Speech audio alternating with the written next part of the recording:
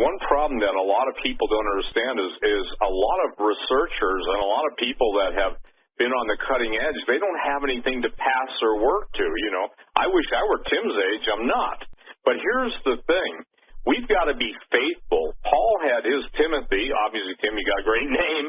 And I'm not Paul, but what I am saying is this, is that God is bringing together people and people's anointings for such a time as this, because up until the time of Hollywood and all the subject matter that's already being presented in graphic novels, in video games, I mean, this generation can now basically be embraced with the truth because they live in the world of darkness. And believe it or not, Doug, and this is what you're really critically bringing up, is the fact of suspended animation. When I first started talking about giants and specific generals that had told me about the giants in stasis, and Rick Wiles being given a supernatural dream vision by the Lord almost, I think he said 25, 30 years ago, then you couple that with Henry Gruber's vision of the giant fallen angels beneath the streets of Rome, and God sends him, supernaturally translates him there, along with three other or four other of his friends, and they're all praying for the release of the apostolic and prophetic ministry to be released that these two entities, fallen angels, had bound. Now, what's really critical is this. In church history, there's a guy called Eusebius of Caesarea, okay? And some people pronounce his name Eusebius, some people pronounce Eusebius, but he lived about 265 to 340, so he died between 74 and 79 years old. Now, this was a guy that wrote, he's considered the father of church history, okay? This is not some moron that went around, pounding stones and, trying to draw, animals on a wall. A very highly learned man.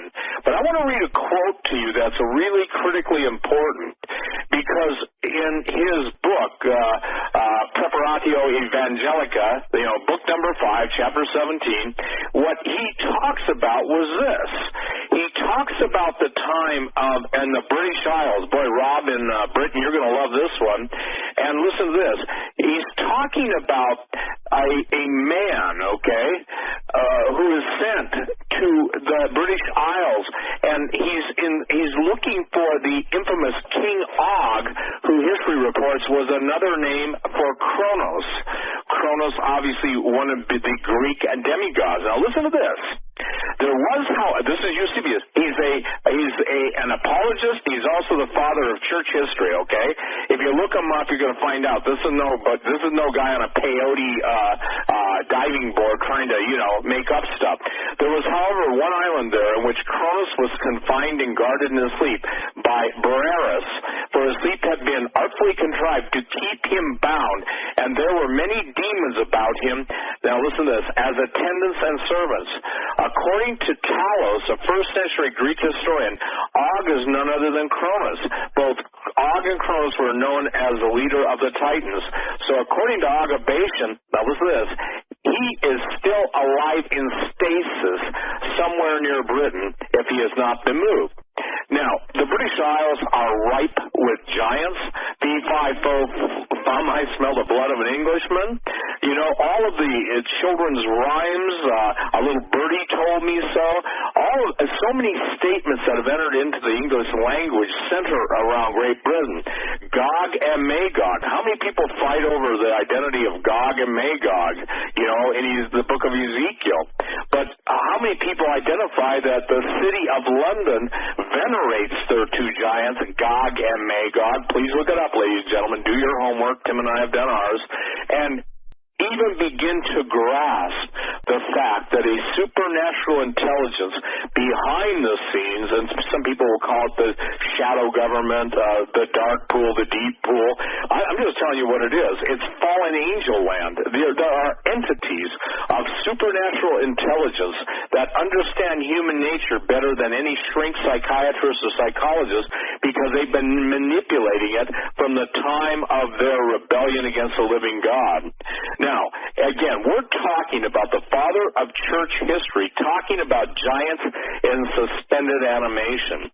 So when we get to this point in our new DVD, the of giants, you cannot separate cannibalism from the appetite of giants. That's why we call it the Holocaust of giants.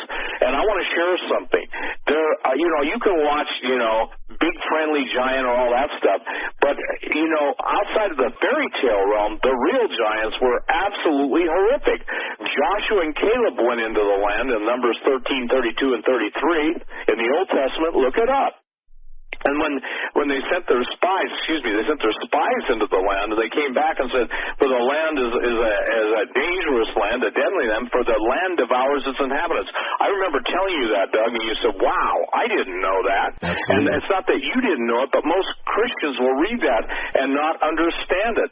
God has always been against cannibalism. Even people who try and make the Eucharist, the bread and the wafer, the wine and the wafer, the literal body Jesus Christ, that was done as I'm not going to argue faith. Obviously, the Catholic Church believes it literally becomes the body and the blood of Jesus Christ, where we, just in the same sense, do this in remembrance of me. The idea is that Jesus said he was the bread that came down from heaven. So now you've got basically if you will, all of the genetic engineering and manipulation proving one thing, that there is an attempt to do away with the absolute seed, the genome, the human genetic makeup of all who are still descendants of Adam and Eve. It was 20 years ago at least when I started talking about genetic Armageddon. I don't know if you and I had just met, or we've only known each other for, 17 years, Doug? Yeah. 16, 17 years. It's not long enough, though, brother. Go ahead. Well, thank you. But it's been that. So genetic Armageddon is here, and now we've got, if you will, events transpiring, but you are what you eat. A good example of that is I remember when we were talking about Kuru, we were talking about on talk radio in those days, Creutzfeldt-Jakob disease, some people pronounce it Jakob, Creutzfeldt-Jakob disease, spongiform, bovine spongiform encephalopathy, that's a hard word, BSE, and in essence it turns your brain into a sponge. Well, that was tracked back to the headhunters in New Guinea, who by eating the brains of the vanquished foes, they believed, number one, they gained spiritual power, but they also believed that they would take on themselves the physical nature of their enemy and add to their own warrior status and warrior prowess. So, we in the United States, we send a group of top secret biological engineers down there, if you will, down there being in New Guinea. We culture Kuru, we find out what it is, and voila, it's incorporated into biological weapons agents. And again, it's really tough because there's reports that have been done, and they've been done by the most prestigious, universities in the world. And I won't even name them because I'll let people do their homework. Maybe if they have to work for it, they'll appreciate it. But a lot of what is being, given over as Parkinson's or Alzheimer's, they want that on the death certificate rather than CJD, because you cannot kill a prion or a prion with normal chemistry.